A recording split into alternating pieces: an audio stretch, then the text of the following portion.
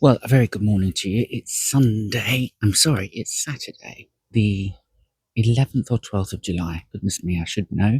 So, an early to mid July. Forgive the attire. I got slightly sunburnt yesterday, and so I'm doing everything I can to protect myself.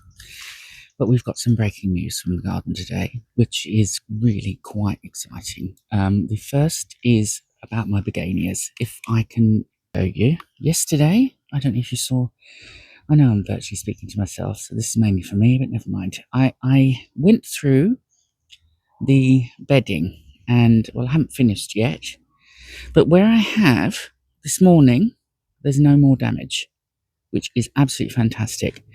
And I'm not a fan of killing, but I did get 30, I counted 30 odd weevils. So there was an infestation there.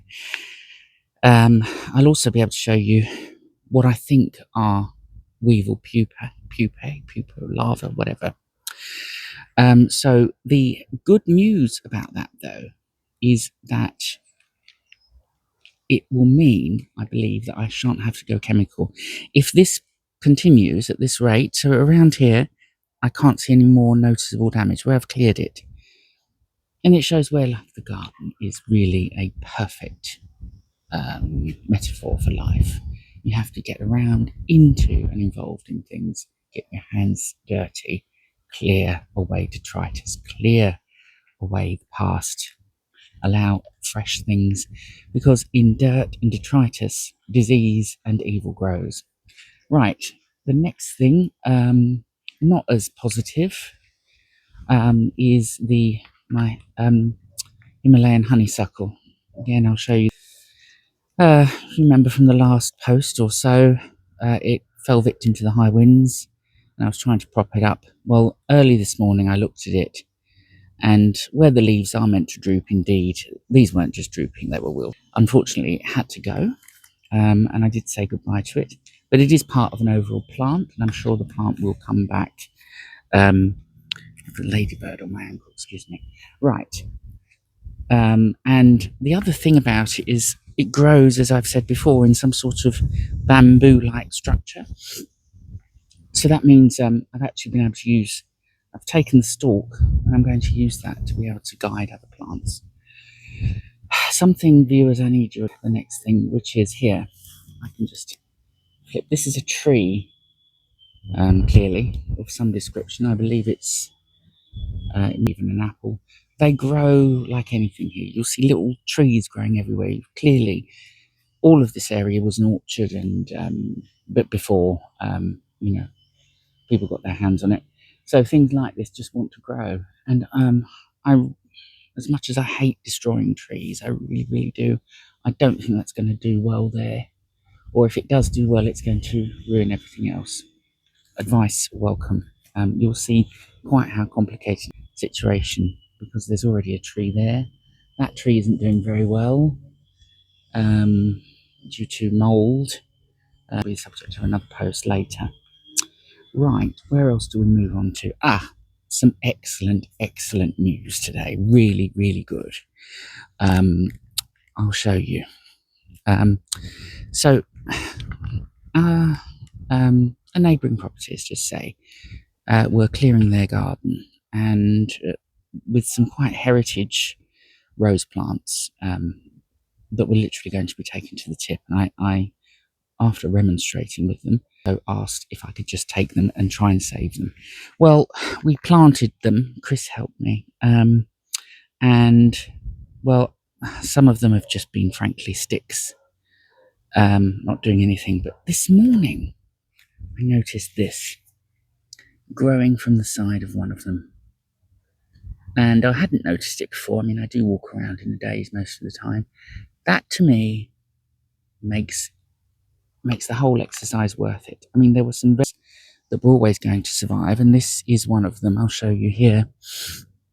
This one came from that garden and almost immediately flourished. It hadn't been hacked out of the ground in quite the way the others had. Like all of the roses here, they suffer from a bit of black spot.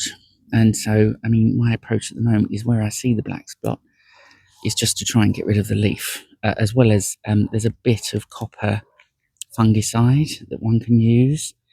But on the whole, just rather than be chemical about, try and just take away the mouldy parts so that the mould doesn't spread, because obviously mould spreads as far as I know. Right, another superb piece of news on the rose front. Here, I didn't even know we had a rose plant here. Isn't that astonishing? I'm absolutely delighted. Some beautiful colour. I don't know if it smells actually. Yes, it smells. It smells of roses. Well, I suppose it would, but some roses don't smell. And look, there's some more buds. There's one there. Another one next to that one there. Absolutely amazing. Really, really pleased with it. So maybe my black thumbs are already becoming a bit greener, although I actually had nothing to do with that, so I can't claim any credit whatsoever. It is nature doing its work. Now, I am continuing to soak the garden until that hose pipe comes into effect.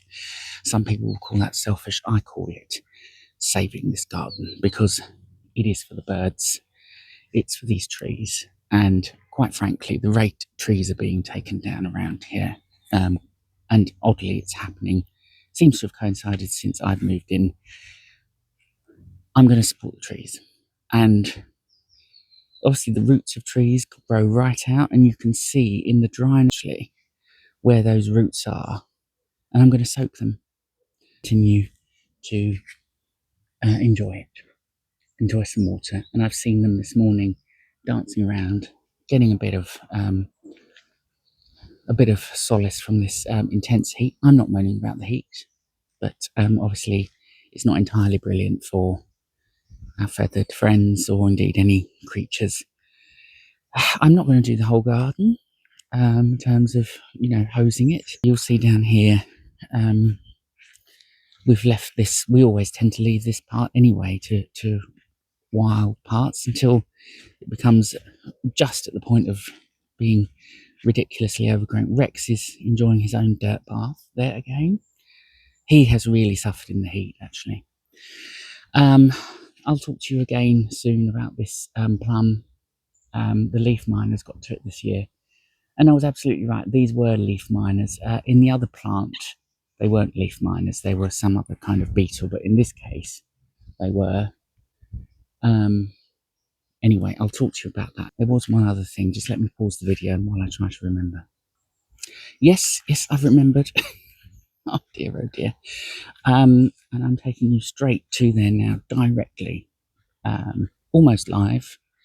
It's not live, obviously, because this is being a recording, but I'll take you there now, which is one of these, again, delights of having a garden. I feel so grateful that we have one, and that I'll show you this. It's quite a...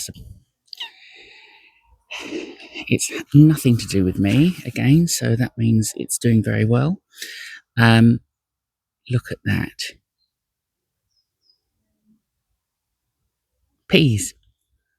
And lo and behold,